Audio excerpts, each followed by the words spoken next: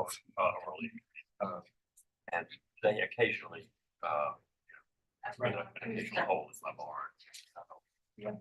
They would put a hole. That's all right. Good for the environment. They don't stink. They put a nice little round hole. And they drill. And they usually do them in a row. I could just cut a plug and put some glue on it, go out there and drive it in, take a chisel, cut it off. It's very sweet. And then I just pay over. I just, One more. now, roaches, that's a whole different story. But carpenter bees, I'm fine. I have, How are you on yellow jack? well, now yellow jackets are in the ground. We have had yellow jackets, but we don't have any now. Wasps, I'm not, if they're down really low, I'll tend to get rid of them, but they build in my barn, which has a clear story. Oh, way out there. They will build in the, up at the top of the barn, like clear story, and the clear story has open, 16 windows opening, and there are no windows, it's just open. And they come huge and stuff there, but you know, they go in and out the clear story windows, they never come down, but would bother me, so I just. Besides that, they're too high up to small bridge. Well, how about hornets? You like hornets? No, but I've never had any hornets, but I've had yellow jackets or teal jackets are brown. Brown. So you don't take them up, they're not so bad, but we dug a huge nest put in the sewer lining. We started building our house. Poor guy though. Oh, The he's excavator good. jumped on, ran down the street. I did two of those, but the, you know. If So they're not wasps in my house, I'm and not. carpet.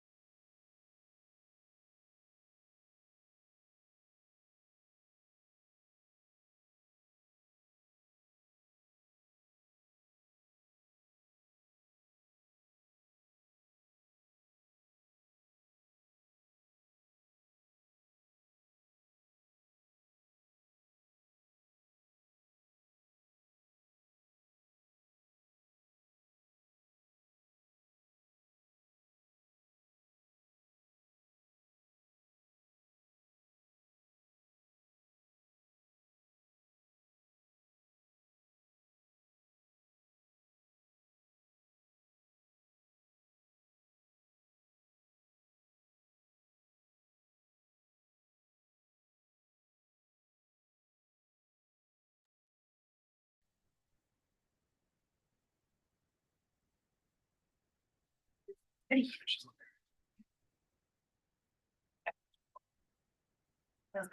took all approximately bones that I wrist there. All four of those out, they kind of rearranged the other four bones. I was stuck. You have like rock. I had to have soft tissue on my wrist. So I do that. That would be passed. Are y'all ready to start? All right, everyone, welcome to the April 11th, 2024 BAR small meeting. My name is Lindsay Van Slambrook. I'll be your chairwoman this evening. Fellow board members present with me are Julia Martin, Bill Huey, and Fillmore Wilson. City staff present are Frankie Pinto, BARS administrator, and I don't see Travis. All right. The order of today's meeting will be as follows. For each application, we'll get an introduction and overview from city staff for the benefit of the board and the public. This will be followed by the applicant's presentation. If you are speaking as the applicant, please approach the podium and state your name first and last for the record. Anyone speaking on behalf of the applicant, this would be owners, developers, designers, consultants, should speak during this period versus during public comment, and you'll have a 10-minute period of time to speak. The board, by ordinance, may ask questions of the applicant at any time. By custom, we do so on the heels of the applicant's presentation. This will be followed by public comment. Any written public comment that was timely submitted has been provided to the board in advance of the meeting. If you are speaking as a member of the public, I'll recognize you. Please approach the podium and state your first and last name for the record. So public comment will be followed by city staff comments and recommendations. Once we've heard from the public and city staff, the applicant will have a 5-minute period of time to respond to or clarify anything raised during the public comment or the city staff comments and recommendations. Once the applicant has had a period to respond, public comment and the applicant's presentation will be closed and we'll move into board discussion and a vote. Results will be posted online at the city's website. The following items have been withdrawn or deferred. Item B6, 175.5 Wentworth Street. If there are any students present, welcome. After you've stayed for the appropriate length of time, you can approach Frankie over here and she'll sign whatever it is that you need. And just to remind everyone, please know that the purview of this board is architecture only. So any comments related to livability, zoning, anything like that is not within the purview of this board and should not be voiced here. Okay, agenda item 1A1 is review of the minutes from the March 28th, 2024 meeting. I make a motion to approve with the revisions that I circulated earlier. Do we have a second to my motion? Second. Thank you, Julia. All in favor? Aye. Not opposed. The motion passes unanimously. Agenda items B1 and 2, 7 and 9 North Hanover Street will appear together. Frankie, if you'll give us an introduction and overview of both of those applications. Okay. 7 and 9 Hanover Street are in Council District 4. They are not surveyed circa 1973 in the Historic Materials Demolition Purview, requesting complete demolition of 2 existing units of the triplex. And this is the property's location on Hanover Street. That is not correct. Existing site, excuse me, context of Hanover.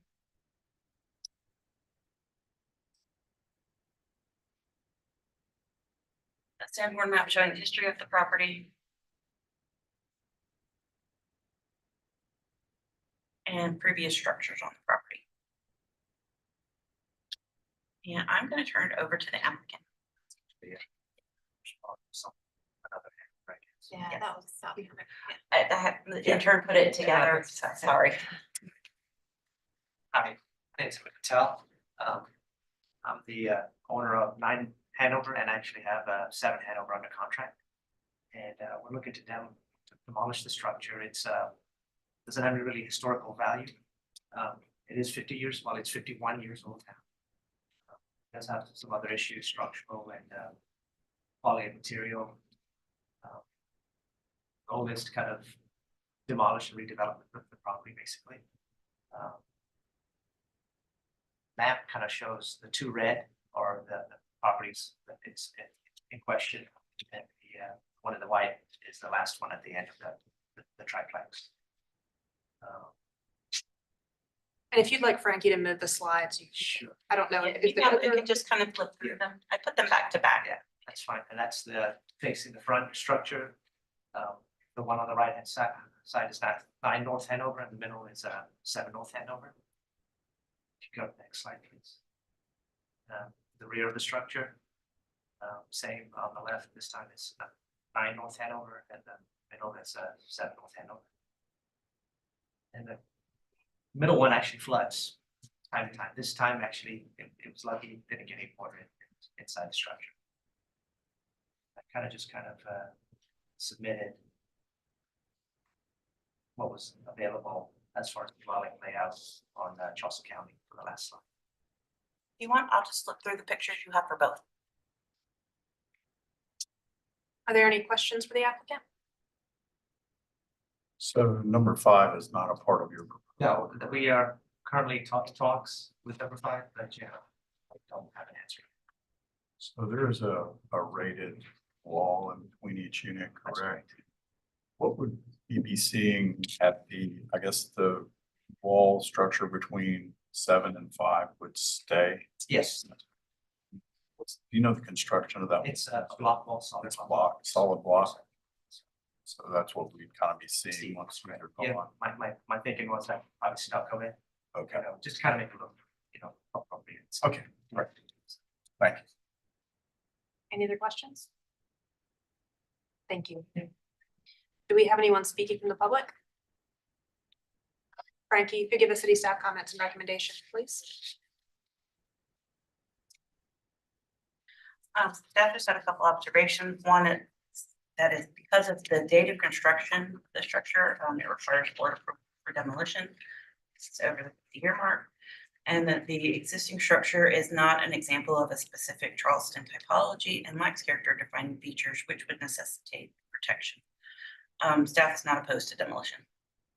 Thank you, Frankie. Did you want to respond to or clarify anything raised in the public? You guys have any questions? All right. Okay, public comment and the applicant's presentation is now closed. We'll move into board discussion and a vote. And we're voting on items 1 and 2. So any motion should address. I only thought would be that comfortable with staff having a little more discretion if that was ever possible, Otherwise, I have no issue with those strictures going away. I agree. I guess the only thing I would want to say is maybe just to add more comment, just concerning maybe what had it stuccoing. If he's able to obtain number 7, you go ahead and stucco. Demising wall of 5. Once everything. We have privy for that. Well, it's kind of like, I would assume the property line's down the middle of the party wall, right? So it's actually, it's his part of the wall. But I mean, do we have privy to tell them what to do? Do we have to? You want to see a raw block wall. No, I don't. I just don't know if we have privy to. We could have a board suggestion. Yeah. But I think, I think that would be the cleanest if we had a board suggestion. Or Okay. suggestion, cool. yes. Please do it. Did you just make a motion, Bill, for approval of demolition with a board suggestion to stucco the demising wall from number Of number 5, of number 5? remaining wall of number Second. Okay, we have a motion for approval of demolition of 7 and 9 North Hanover. Thank you. Second, Julia. I'll put the motion to a vote. Fillmore, Yay, favor. Bill, 5. Yeah, favor. Julia, Yeah. chair votes to the majority and the motion passes unanimously. Thank you. Okay, agenda item 3, 1179 King Street. Frankie, you'll give us an introduction overview, please.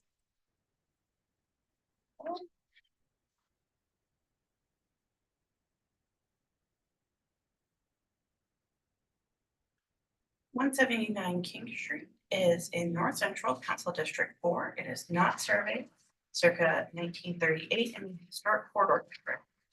Requesting partial demolition of the roof and the front wall. This is the property's location on King Street.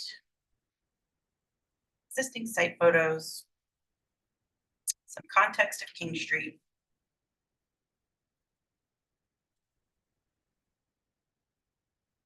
Sanborn map showing the history of the structure. And I will turn it over to the applicant.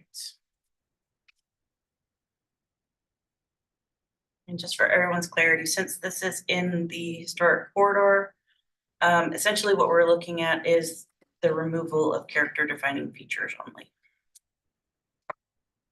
Since it is residential. Good afternoon. I was here on the 28th of September of last year. You all at that time did a site visit. At that time, it was suggested that at that time I was making a request to remove chimney, a non-functional chimney.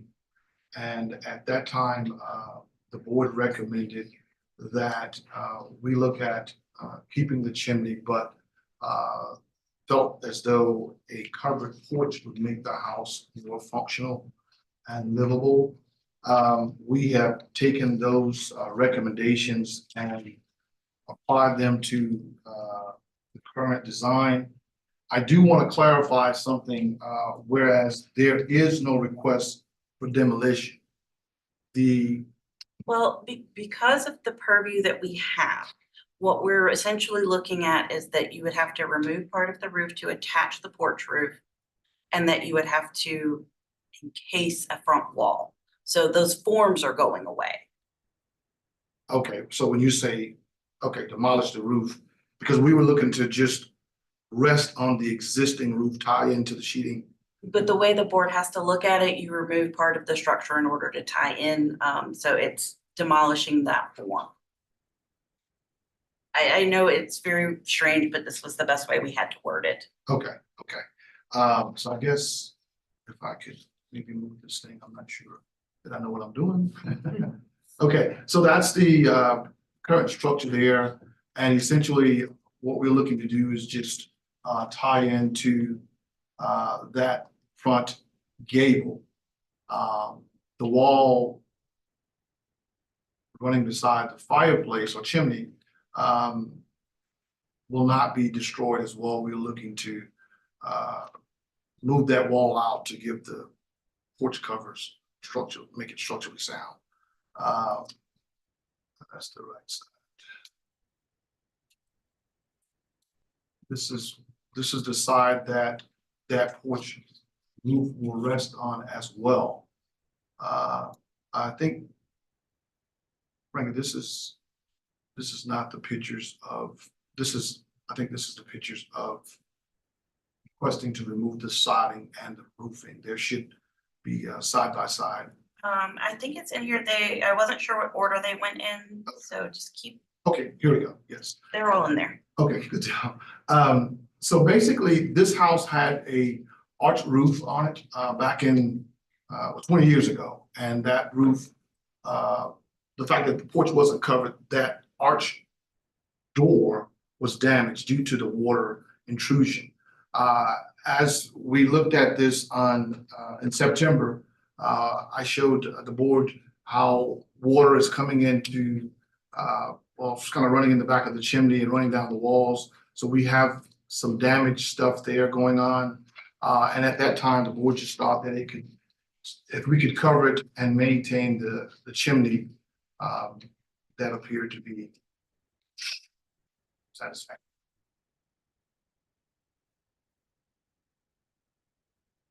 Any question? Did you have anything else? I don't. I just would like to add that on a day like today, when it's extremely wet outside, a covered porch would be nice. Yeah. So that's essentially what we're looking to do. And as the chairman mentioned in that last meeting in September, we could add a cricket on the back of that to get the water from around the chimney. But right now, the way the roof is designed is pouring into the chimney. And we're looking to replace the shingles because they are 21 years old and they're 3-tap shingles. So it's exceeded the life expectancy of those shingles. So we just like to have the porch done at the same time if we could get it approved. Are there any questions for the applicant? Because is the siding changing as well?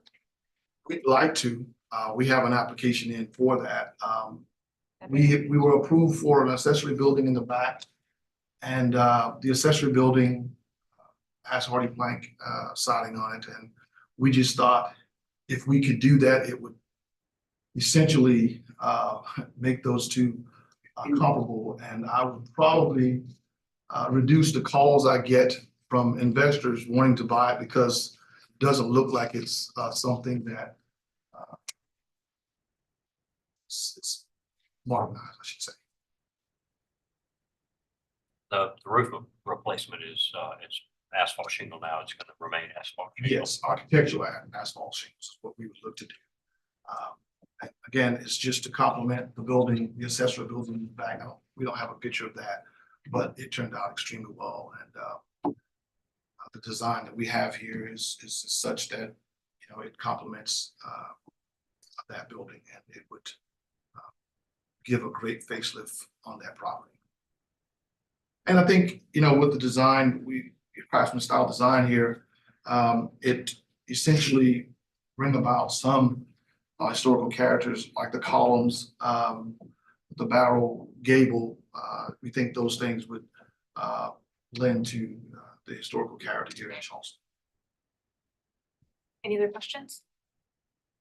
If this is maybe for staff or the applicant, but could you just kind of point out the spots of demolition? It's a little unclear just from this Okay, elevation, just- like, Let me, I think,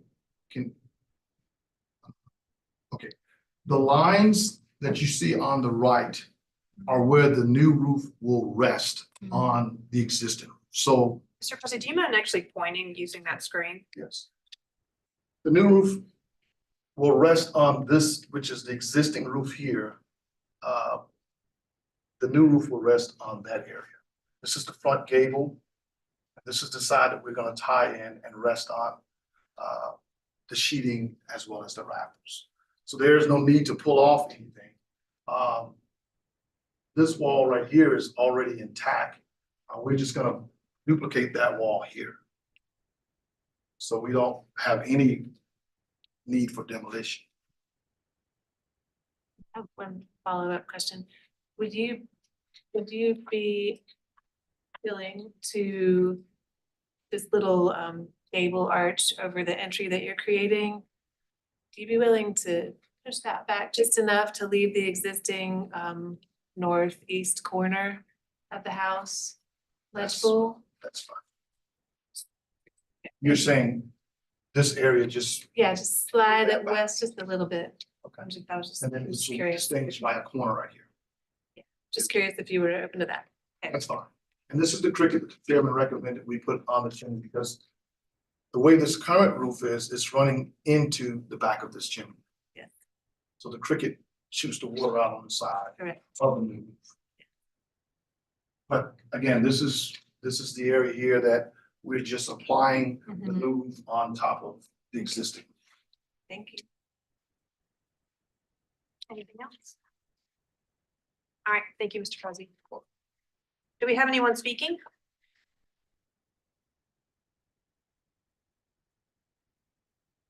Anna Catherine Carroll with the Preservation Society of Charleston. The Preservation Society is glad to see this revised proposal that allows preservation of this character defining chimney as discussed at the last meeting, and we're not opposed to the concept of introducing a covered porch element. However, the scope of demolition proposed would significantly impact the primary front-facing gable roof, so we would just encourage studying options to allow the roof line of the addition to engage more sensitively with the main house so that the gable form continues to read independently. Thank you.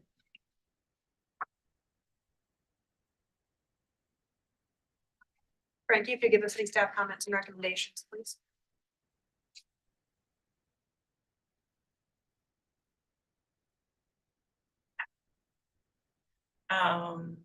You had just quoting the ordinance regarding demolition,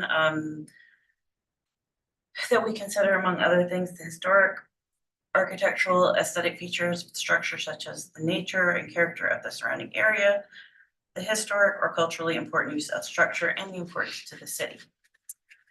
Staff conditions, we just wanted to ensure that a couple of features are remaining. We think they're just variations in the drawing. But anyway, the following items in the drawing don't match the existing photos and site conditions, so we just want confirmation that they'll remain. The window on the front mass of the house, the vent in that front gable, the flood vents on the front facade, and the siding dimensions profile. Staff recommendation is approval of partial demolition such as that seen in sheet 5, which is that roof plan that we just looked at. And with those staff condition. Thank you, Frankie. Mr. President, did you want to respond to or clarify anything raised in the public comment or in the city staff comments and recommendations? No, as far as the window is concerned, that's not the original window, but that was to be remained intact. Those are replacement windows and they were replaced in 2003. But you're not planning to remove those No, now? Okay. Okay, and the gable roof and all that stuff will flood vents. It's a crawl space, so we'll have flood vents that won't be. Side dimensions right in the corner. I thought that was on the cover sheet, 8 1/4 by 12 feet, the Hardy like side. Thank you. All right, public comment in the applicant's presentation is now closed. We'll move into board discussion and a vote. Thank you, just to clarify again, is the siding replacing the asbestos with, RD? Part of what we're talking about right now? Yes, but since we are under the impression that the dimension of it is not changing, so we didn't have an issue with that. And we weren't considering that a demolition if the dimensions stayed the same. Since the asbestos siding can be replaced with hardy in this area, So it's not under our purview. it can be considered a repair if the dimensions match.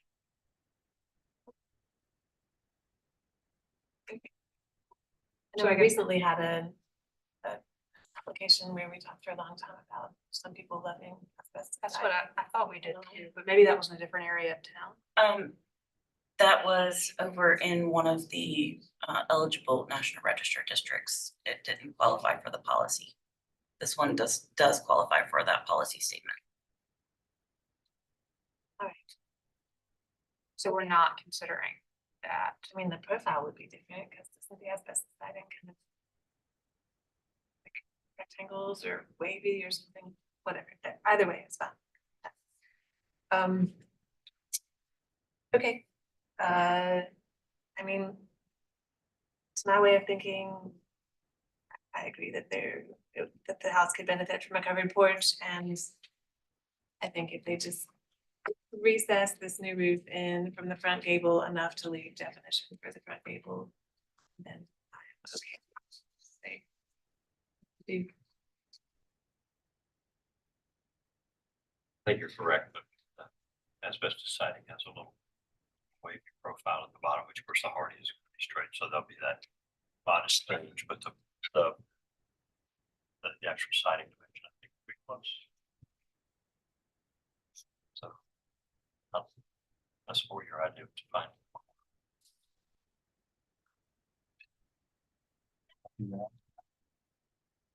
Julia, did you want to make the motion? I'll make a motion for approval of partial roof demolition as seen in sheet 5. With staff conditions and a board condition to retain a minimum of 6 inches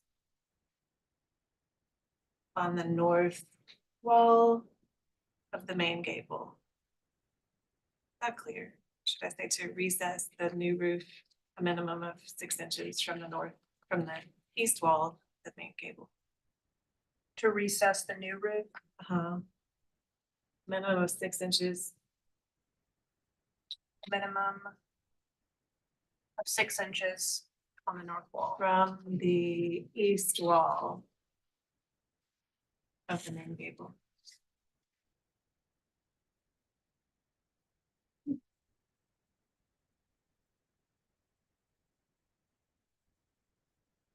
Okay, make sure I have this right. We have a motion on the floor for approval of partial roof demolition as seen in sheet 5. With staff conditions and a board condition to recess. Oh gosh. Recess the new roof a minimum of 6 inches from the east wall of the main gable. All right, do I have a second to Julie's motion? Second. Thank you, Elmore, put the motion to a vote. Bill? Yeah, in favor. Julia? Yeah, in favor. Elmore? Yeah, in favor. Chair votes the majority and the motion passes unanimously. Thank you, Mr. Prezi. Okay, agenda item 417 Logan Street. Frankie, to give us an introduction, overview of the project, please. 17 Logan Street is in Charleston, Council District 8. It is a category 4, circa 1860 in the Old Historic District, requesting conceptual approval for modifications to height and for the second floor rear addition. This is the property's location on Logan Street. Existing site. Context of Logan Street.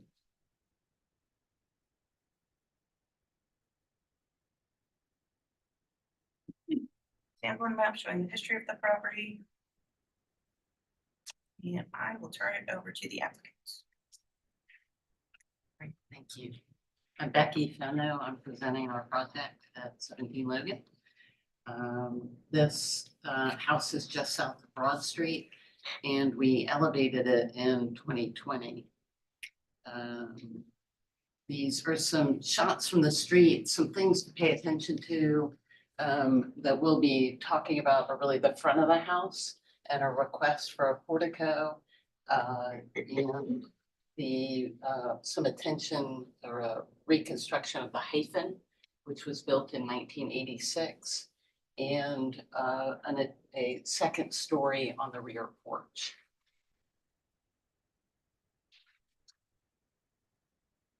These are some shots of the hyphen, which was built in 1986.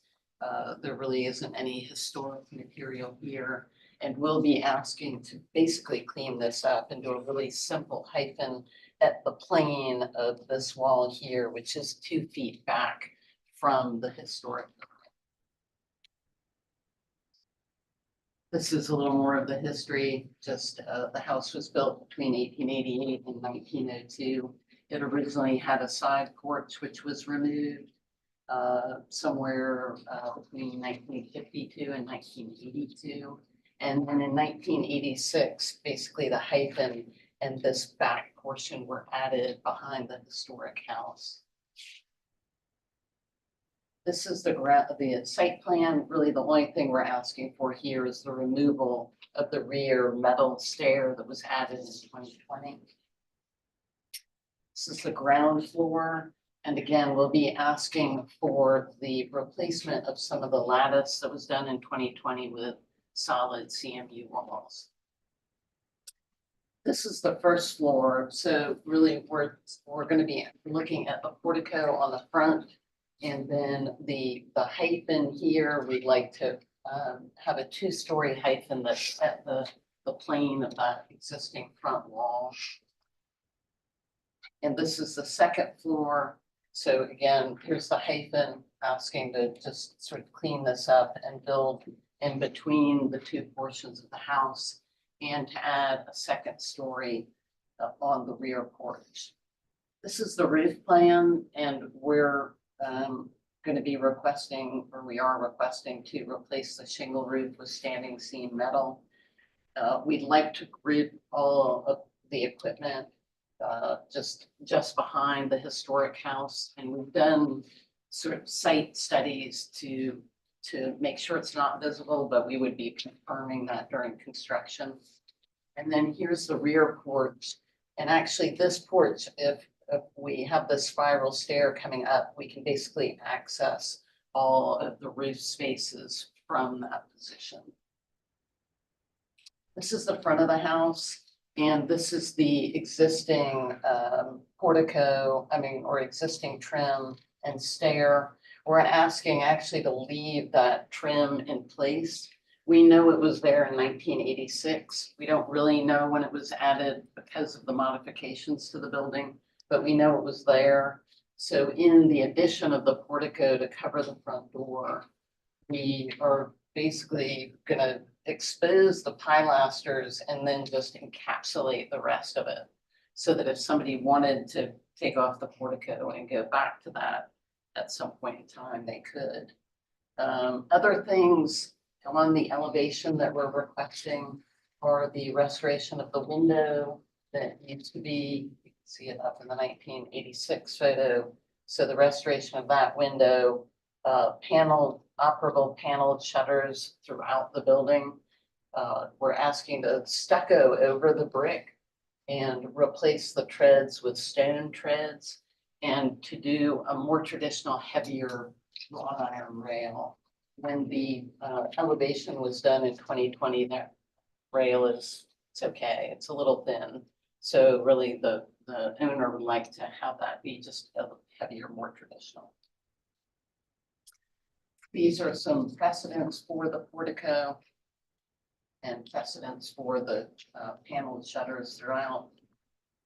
This is the north elevation of the house, so showing the paneled shutters and the standing seam roof. We are asking to remove the chimney, which is a wood siding chimney, and then to add the second story on the porch at the rear. This is the south elevation facing the driveway.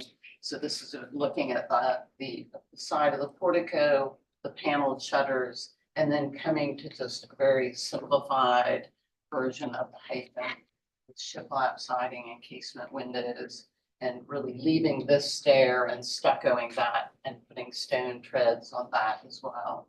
And then coming to the back to adding the second story over the rear porch. And this is a view of the porch, which is, we had a photograph there that's a little, this sort of corner up here is visible from New Street. And sections through the building. This is the streetscape. The neighboring building at 15 was elevated in about the same time that 17 was elevated. And this is a view looking up Logan at the portico. And then some views looking down both of the driveways, one at the hyphen, and really kind of looking at the sight lines for what would be visible up there on the roofs. Thank you. Any questions for the applicant? Just curious why the change of heart about the brick at the front. Probably just a personal change to stucco over it and just kind of redo the look of that front part. Kind of a simplifying to just have a much cleaner, simpler look.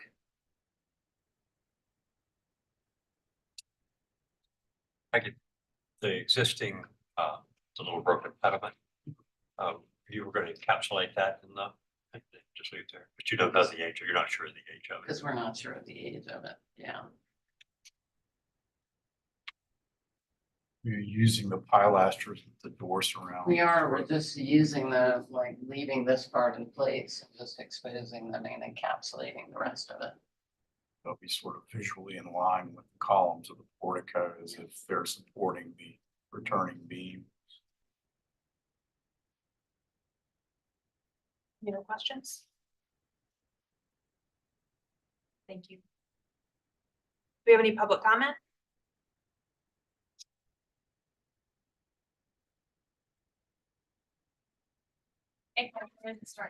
Foundation. HCF has reviewed the application for conceptual approval for modification to 17 Logan Street, and we appreciate the applicant reaching out to us. Overall, we have no objections to the proposed changes. We noted that the arch under the front stair has been eliminated. We believe this arch successfully breaks up an otherwise blank wall at the street level and suggest that the arch is retained.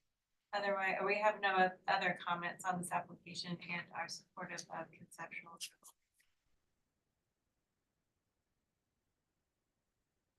Anna Catherine Carroll with the Preservation Society of Charleston. We would also like to thank the applicant for reaching out.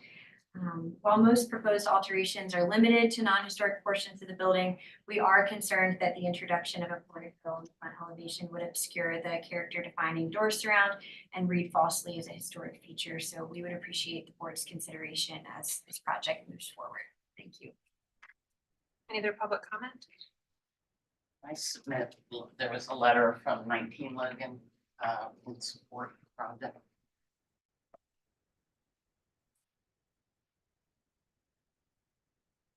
Any other public comment? All right, Frank, if you'll give the city staff comments and recommendations, please. Staff had a couple observations. The rear porch addition, from what we could determine, is not visible from the public right of way. Proposed alterations to the hyphen bring order to a complicated elevation while remaining subordinate to the historic structure. And we did have a question about the age of the door surround and the broken pediment. And that if that was a historic feature, it should be retained. We were thinking it was going away. Sorry. Staff conditions for approval. The brick detailing and arch niche under the front stairs provide visual interest at eye level and should remain. And if the door surround is determined to be historic, it should also be retained. Staff recommendation, we had broken into multiple pieces, conceptual approval for rear porch and hyphen alterations, a deferral for the portico until the age could be determined, and denial of the stucco and changes to the base. Thank you, Frankie. Ms. Fenner, did you want to respond to or clarify anything raised in the public comments and city staff comments?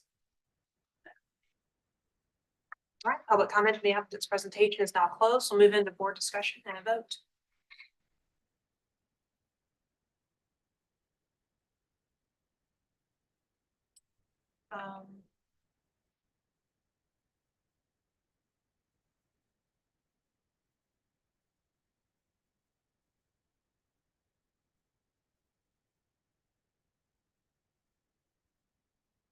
I understand the sort of practical desire to have a little portico. All the pedal, particularly on a day like today. I do think that we don't know because we don't know the age, but I do think that the current door configuration is probably more appropriate to the house than the pedal. But I really appreciate the fact that it's being built in such a way as to be reversible and safe. The existing, I don't think stuccoing the brick is a bad idea. If either took a look at that, it's nice now, but I think it would look fine stucco, but I do think maintaining the arch is a good idea.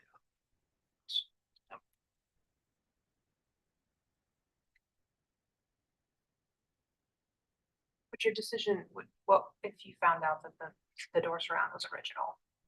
It was original to the date of the building. I would find it difficult to support. Even though in all honesty, I understand. That would have been 1850. This building is about 1890. 60 it says. What is it? 1860 it says. Oh, 1860.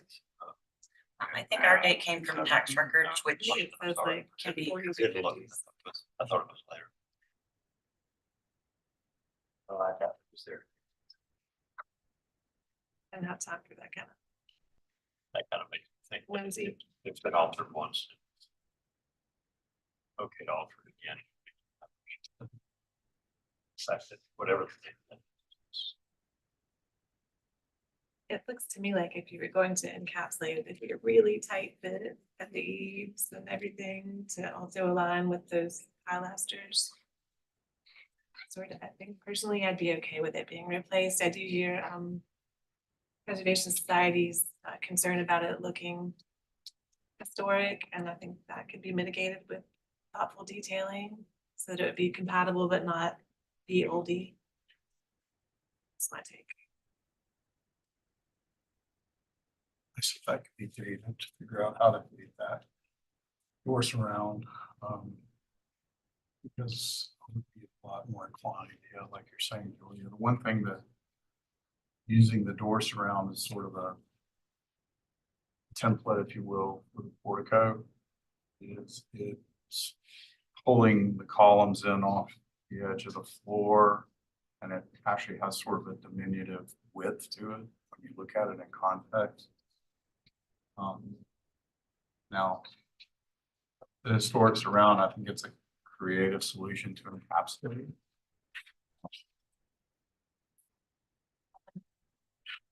Yeah, you really couldn't even found the window here. Past it, so. I think what you were saying is if it could be found to be maybe not, obviously not original, but even to some degree more mid 1900s, that maybe that could be replaced with a more properly proportioned portico instead of having that drive everything you're having to do. I kind of agree with that sentiment. For a deferral on these. Well, it's just to verify, yeah, how old it is. Obviously, we certain age, we probably want to maintain it. So, Frankie, your archive photographs are dated back to you have 80s, or do you have some of the 70s? I think we had 80s. At 80s. The earliest I saw.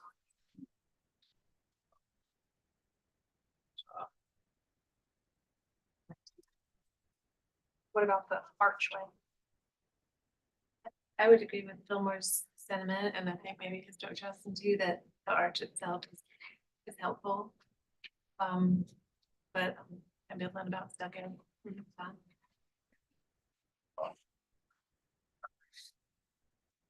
Sounds like there's some consensus, maybe on motion.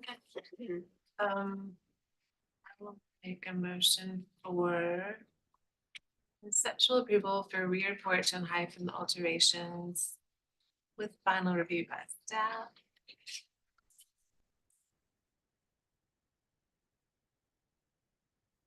Ditto for conceptual approval of stucco at the front stairs. Denial of removal of the arch form at the front porch. And deferral of the portico elements to allow the applicant to verify the age of the existing. Okay, so we have a motion on the floor for conceptual approval for the rear porch and hyphen alterations with final review by staff. Conceptual approval of the stucco changes. Denial of removal of the arch form through the front stair. And then deferral for the portico until the age can be determined. Do you have a second to Julia's motion? Second.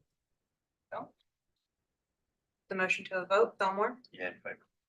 Julia, and Bill. Yeah.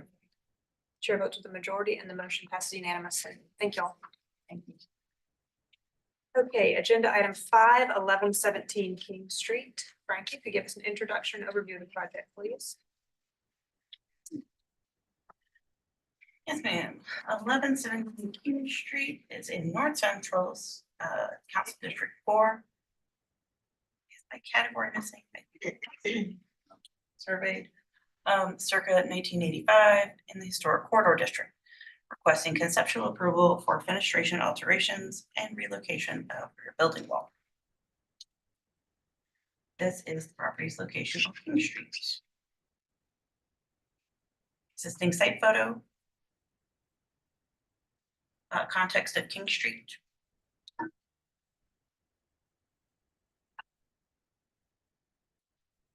And the side street poplar. And I will turn it over to the applicant. It's 1985. But it is a commercial building in that area, so Looks to be very, very nice. Good afternoon, everyone. My name is Chandru, and I'm accompanied by Anna, and we're representing Synchronicity. We appreciate the opportunity for us to represent a project at 1117 King, and this is a very exciting project. It's at a very local community scale, and we believe it has great architectural value. Our design process for this originally it began with municipal reviews, where we requested for a parking variance and we got a BZA approval, and this was followed by engaging discussions with the neighborhood to get ample community input.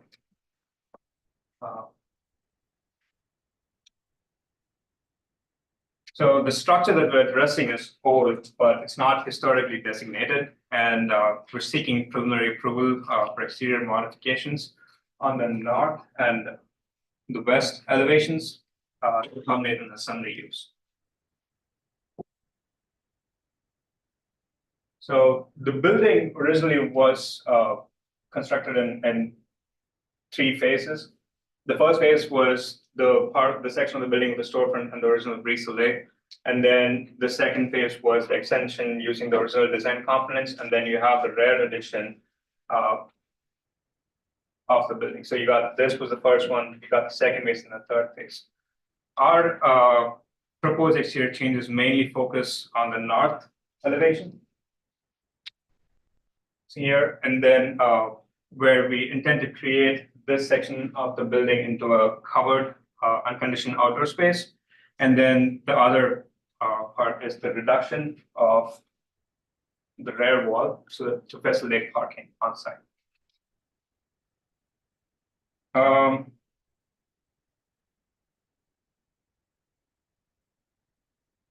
So this is another illustration showing the three phases of the building.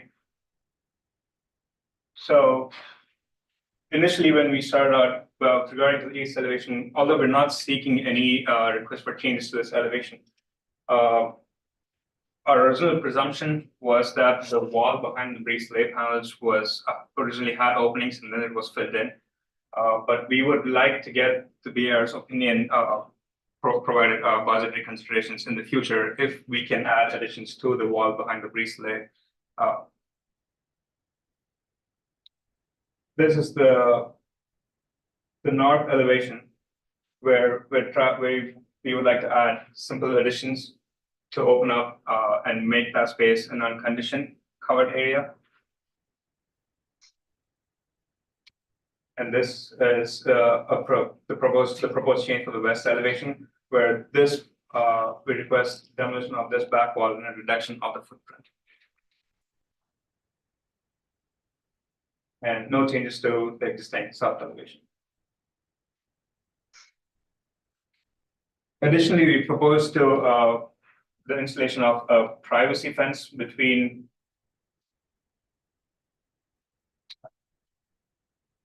we propose an addition of a privacy fence between our property and residential use behind the building. And we are collaborating with our neighbors to propose a straightforward painted wood privacy fence that complies with the zoning regulations. And in terms of site improvements,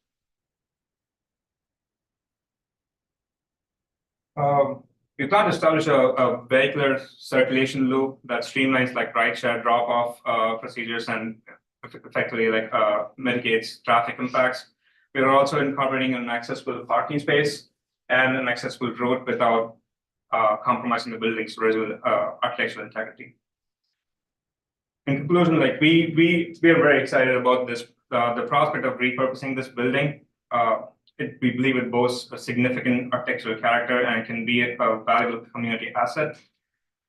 We also believe that with these effective changes, we can extend the lifespan of this building, which is nearing its 50-year mark and could soon be eligible for historic designation. Thank you for your time. Thank you. Do my fellow board members have any questions for the applicant? The on the north elevation, the openings that you're creating for your sort of indoor-outdoor space there, that detail in those openings is called out as 1.5 inch conduit. Is that 1.5 inch electrical conduit? No. No. Just the aluminum. It's 1.5 inch. Yes. Yeah, like Schedule 10 pipe.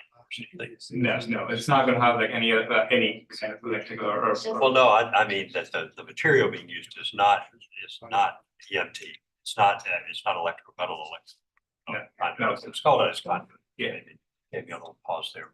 Not that it would have electrical in it, but just not material for a screen. Simple architectural detail where towards the bottom they'll be closer together, so it like creates a fence I area think that screening. the appearance is fine. I was curious about the material. Any other questions? Thank you. Do we have any public comment? No one speaking? All right, Frankie, if you give the city staff comments and recommendations, please. Staff just had an observation that we appreciate the retention of the mid-century detailing, specifically the breeze block. And we were recommending conceptual approval with final review by staff of permit documents. Thank you, Frankie. Did you want to respond to or clarify anything raised in the city staff comments and recommendations? You don't have to. Looks, yeah, thank you. Thank you. All right, public comment in the applicant's presentation is now closed. We'll move into board discussion and a vote. I don't really have any issue with it. I think it's cool and I just question if it's really from 1985 because it would be like the coolest 1985 building I've seen. It's really cool. That's as old as we could date it by tax records. Were y'all able to verify the age? Not exactly. Like I don't think we have the precise year such. well, we do know that it's, Three phases, but then and it's close to getting to the tier one, but. I think it's a really. I was happy Yeah, to it's see in that. there. That's the only other thing I guess I should have maybe asked the applicant. Is there any rooftop equipment that's gonna be on this, venting hoods, things that are gonna require screening? Yes, we I do did see have, your screening mechanical device. that's going to be towards the rear of the building, Right. and it's gonna have, fence, like, screen sheet. and Then, then probably we still have to work with I think you see the specific dimensions, and so but there'll be screens, yes. and then the fence you mentioned, I didn't see anything in here detailed, so is that something that staff might look at later? Is that- Yes, so we're currently working with, our neighbors to get their feedback onto it. But right now, it's gonna comply with the zoning regulations. Right? Yeah. I don't think we would have purview over it. I don't think. It's commercial, so we would. Staff, Well, I meant as for, what do we? It's not gonna approve it. I don't think it's reasonable to lop off a little bit of that. Fine. I'll make a motion for conceptual approval with final review by staff. We have a motion on the floor for conceptual approval with final review by staff permit documents. Do I have a second? I'll second. Motion to vote, Bill? Julia? In favor, one more. Yeah.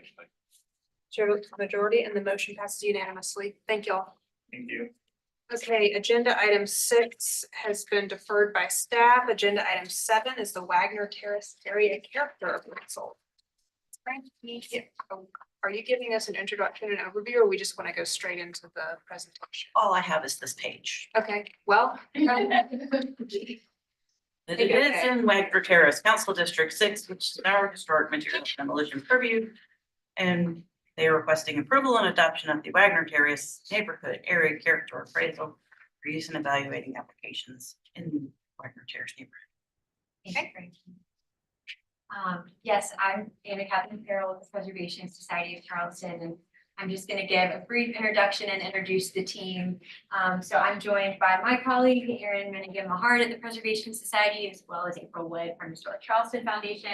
And then we also have Rachel Ford, Paige Regna, and Carrie Campion, who worked with our organizations last summer to develop the draft document that you're reviewing this evening. But before I turn it over to them, who really are the experts with this document, and they'll walk you through it, just wanted to give a little bit of context for how we got to where we are and how we decided to undertake this project. We at the Preservation Society and Historic Charleston Foundation, like you, review every agenda that comes before this board.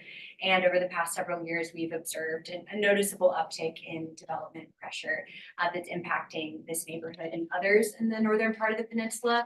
And so really in an effort to encourage more informed proposals and decision-making in this area, we undertook this project to study the unique character of Wagner Terrace to really support that process.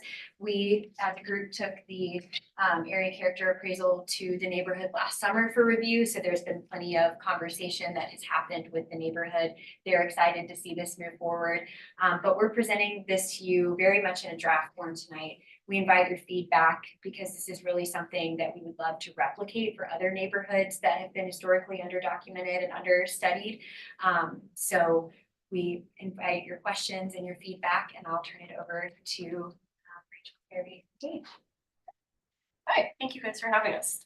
So as you probably know, an area character appraisal assesses elements of a defined area to document character defining features, land use, urban form, and other significant characteristics of the neighborhood, providing kind of a snapshot into the neighborhood at a key point in time. Foremost, our goal for this project was to provide a resource to educate residents on the history and unique character of Wagner Terrace in hopes that it will inspire a deeper appreciation of the neighborhood and a desire to preserve its special sense of place. The board can also use this as a reference tool to inform decision-making about applications affecting historic structures in Wagner Terrace. And so the document begins with a brief history section. We'll get there. There we go. A brief history section just kind of talking about historic landmarks and includes things such as Florence Crittenden Home and Lowndes Grove. So we'll skip through that and hopefully you can take a deeper look later. And now Paige will talk a little about urban. Yes, so the next section of the ACA is the urban form and landscape section. So Wagner Terrace is bound to the north by Sunnyside Avenue, south by Donovan Avenue, east by Rutledge, and to the west by the Ashley River. With the busiest corridor of the neighborhood being Rutledge Avenue. The majority of the neighborhood has gridded streets, except for some of the newer development that has some curvilinear paths. The individual lots are rectangular, yet wider than the lots seen downtown. And the buildings are centered on the lot and set back from the sidewalk.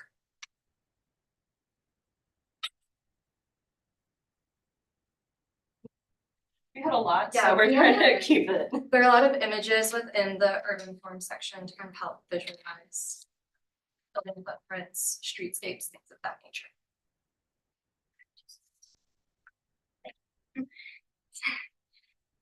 So then we go into the architecture section, which covers the fact that Wagner Terrace's architectural inventory is consistent with suburban neighborhoods throughout the 20th century. The majority of the buildings or structures in this neighborhood are residential with just a few exceptions. And a lot of the residential structures do have outbuildings, typically in the form of garages or sheds at the rear of the property. So we have a few different types of houses in this neighborhood.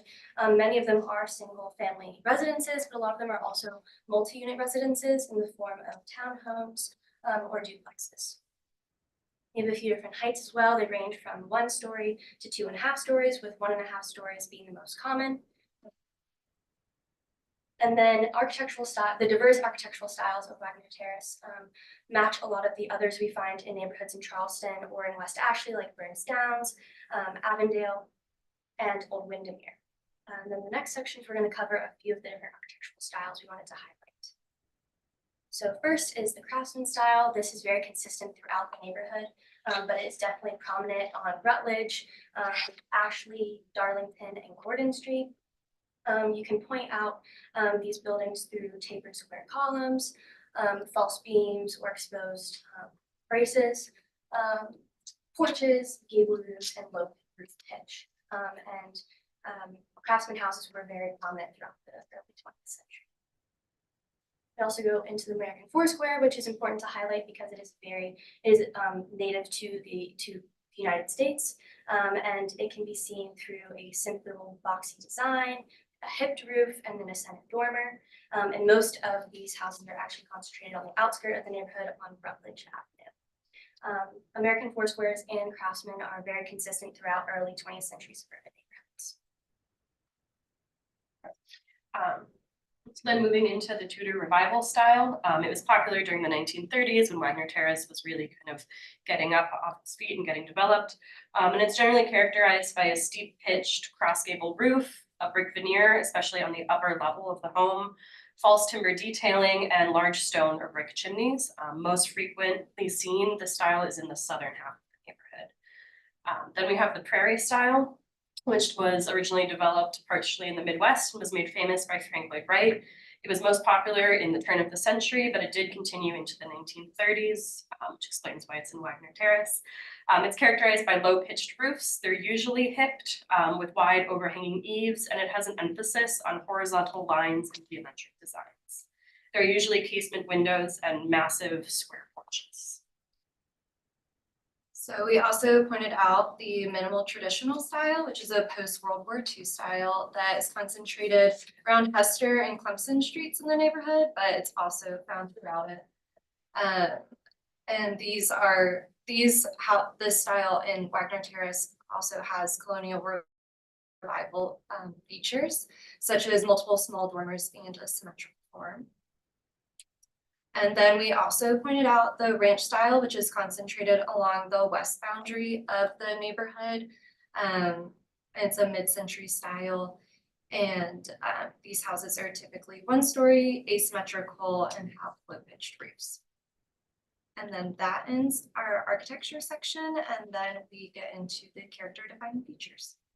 So the inclusion of architectural styles and character-defining features aim to help residents have a language to identify and also appreciate what makes their neighborhood unique. So we started out with driveways, front walkways, and garden fences. Most of the properties here have a combination of these three, and most of the front walkways are for houses that are set back from the street. We move into roofs.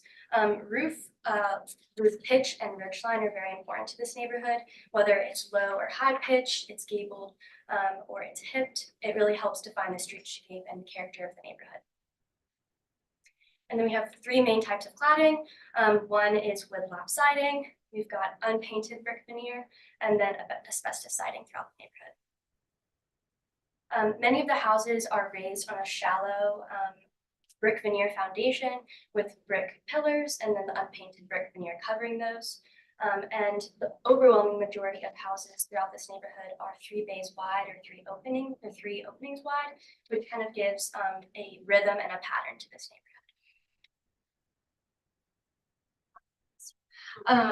Porches are seen on many residences, and they are typically wide and span the entire length of the front facade or a majority of the portion of it. Stoops that span the width of the doorway and are covered by an stoops also span the width of the doorway and are covered by an overhang, which is a character defining feature as well. Porches are commonly supported by columns encased in wood, brick veneer, or decorative iron supports, which we noted in the report. And wood double hung sash windows are the most common window type in the neighborhood, but there are also numerous examples of wood or metal casement windows. Many of the windows in Wagner Terrace feature a multiple light sash over a single light sash, which is a characteristic of the early to mid 20th century architectural styles prevalent throughout the neighborhood, such as the craftsman style. Exterior chimneys are another character defining feature we noticed. Many of the residences have them, and a lot of them also have decorative caps as well. So then moving on into kind of the decorative ornamental details, we found that many homes in the neighborhood have decorative detailing in the form of ironwork on windows or doors, brick ornamentation, or shingle cladding on the upper stories of homes. So then getting quickly into kind of threats and recommendations. Some of the major threats that we found facing Wagner Terrace include intensive modifications that alter the streetscape and overall feel of the neighborhood, lots of historic material and infill happening in the neighborhood, and flooding. So some of our recommendations to combat these threats include maintaining the roof forms, preserving the original massing of the buildings, use in-kind repairs and avoiding uncraftsmanlike repairs, avoid larger additions, but if absolutely necessary, attempt to limit visibility from the street for these additions. And as always, follow NPS Bulletin, new additions to historic buildings, and reference the BAR policy statement for historic demolition purview to help understand residents' options for conducting repairs while maintaining the historic and cultural significance of the neighborhood. And then in closing, our report also includes additional resources at the end of the document for further reading about pertinent policies, best practices, and community contacts. So in conclusion, Wagner Terrace is a really unique neighborhood with a very rich history. Our hope is that this document will illuminate the neighborhood's special qualities to a broader audience and garner support for its long-term preservation. Tonight, we are requesting the board to adopt the Wagner Terrace Area Character Appraisal as a resource available to residents, city staff, board members, preservation groups, and the general public. Thank you. Try to be quick. What, so if we were to adopt this, what is this, what's the practical effect of that? Does the city then endorse it? What, is that an endorsement by the city? It would basically be an endorsement by the city of we're accepting this document as something to guide future decisions. It wouldn't put any additional requirements on Wagner Terrace. It's just an additional Guidance. It's a guidance document for homeowners and also for staff when we're making recommendations regarding demolition right now. And potentially in the future, if there's any other ordinance changes or policy changes, it would be a guiding document for that as well. So this would be a document that hopefully would be disseminated to Yeah. Wagner Terrace Through residents. through the city and through I think the city would be able to. Neighborhood. reservation groups, the neighborhoods. Well, I'll say, I mean, I think we can skip public comment and recommendation and just move straight into discussion. I'm just gonna throw up the procedure in there. I thought I learned some things from this document. Yeah, I'm the least knowledgeable on this board and I'd like to hear what you all think about it, but that is exactly what I envisioned is oftentimes I've learned so much just sitting here for 3 years. Sometimes you'll see homeowners and architects that maybe don't practice on pencil a lot come in. Architects and designers and they're things that I think, wait, we would never approve that, but they're not often in here. They don't know that. And so it would be a really helpful resource to homeowners to say, what is character defining? Oh, these roof lines, the board's probably not going to approve our demolition of that roof line. So I'd be interested to hear what. Like, we also had a request not long ago where the applicant was requesting demolition of some features and they made a statement of, this is really unusual, and the response was not really for Wagner Terrace. Yeah, that happens. I think it happens a lot that people say, oh, it's not, they'll use the term, oh, it's not character defining. Well, if we had this resource, it'd be kind of nice to. I just wanted to compliment you guys, did a really great job. That was like the most enjoyable application I've heard. Like just the right way. But all good. Perfect. Yeah. It's right on. That's a really good job in your presentation. So you mentioned that you, I guess, last year had gone to the neighborhood association. And what was the gist of that in discussion? Was it just to say, hey, we're putting this together, are you guys on board with this idea? Or was it to say, would you endorse this idea or even potentially disseminate this information?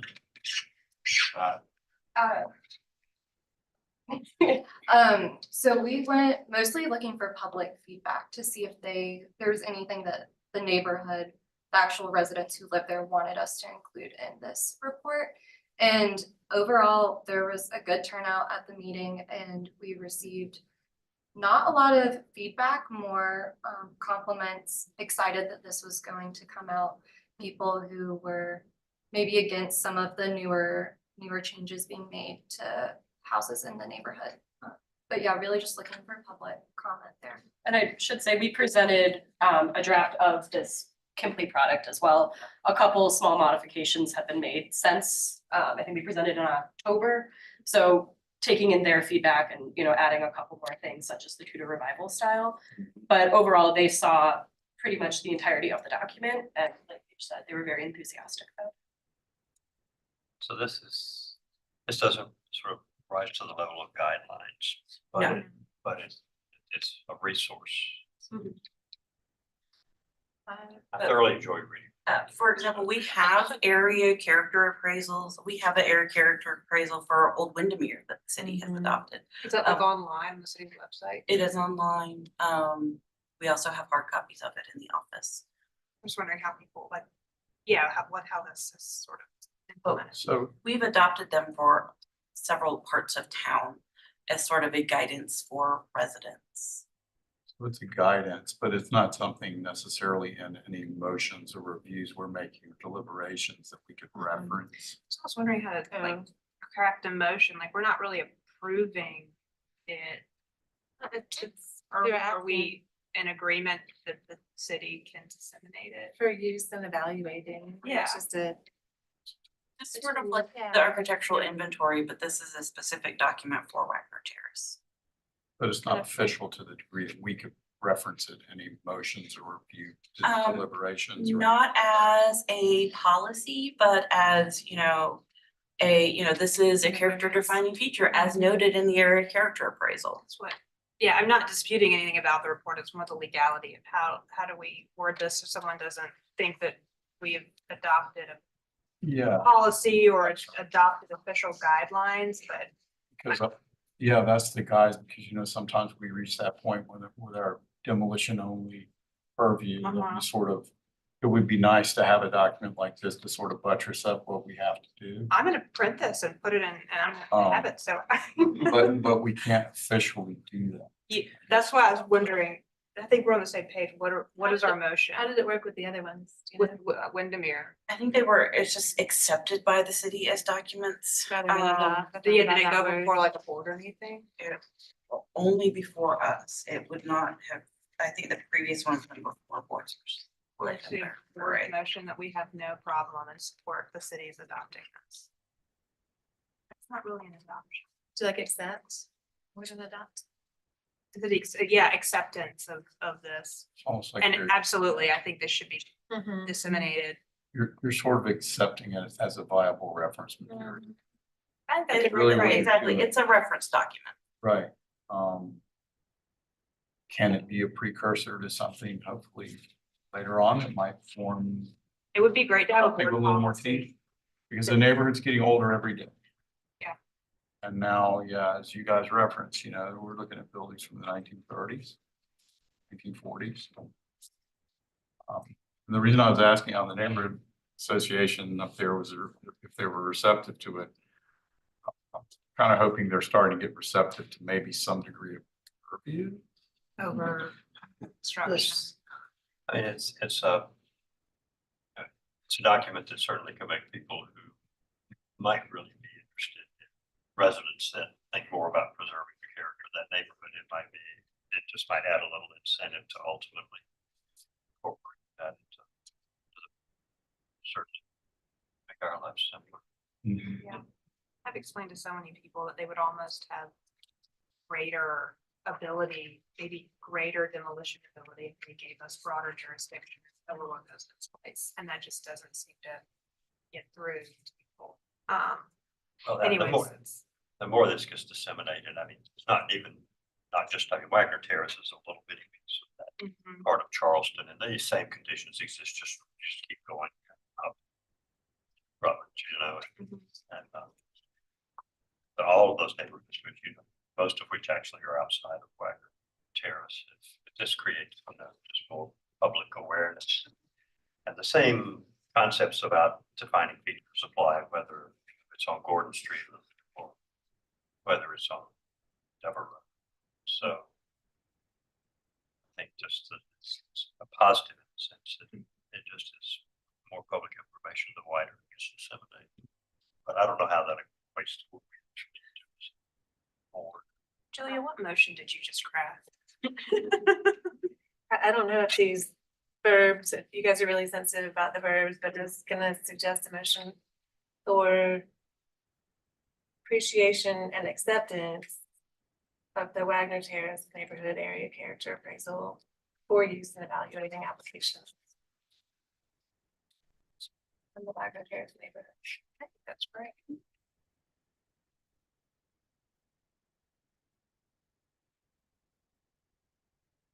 Okay, so we have a motion on the floor for appreciation and acceptance of the Wagner Terrace area character appraisal for use in evaluating applications. Do I have a second to Julia's motion? I'll second Julia's motion. I'll put the motion to a vote. Fillmore, Yeah, in favor. Bill, Yeah, in favor. Julia. And there. Chair vote to the majority and the motion passes unanimously. Thank you. Thank you all. This was really, really helpful. I really, and your presentation was fantastic to put all of that. Baby's got good health. Amazing. I'm hoping this is maybe a first step. Yeah. Something's got to happen at some point here. Well, did y'all answer the question? What, if you think that the neighborhood association is receptive to increasing our purview? They're still lifting. Oh, I don't know about that.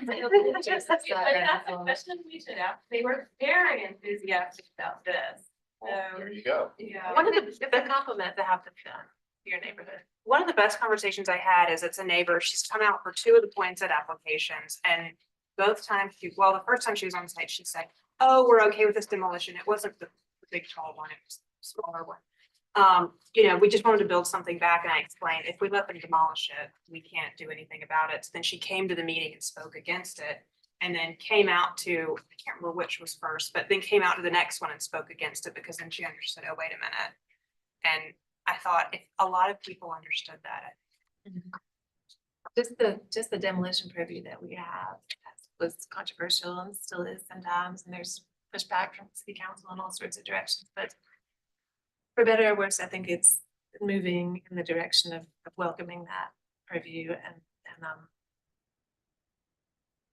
that's good.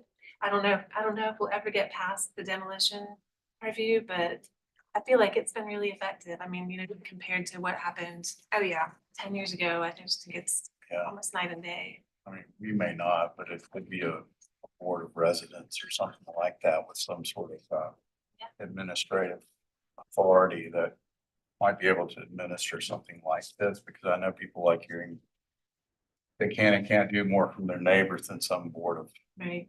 folks at the city, so, yeah.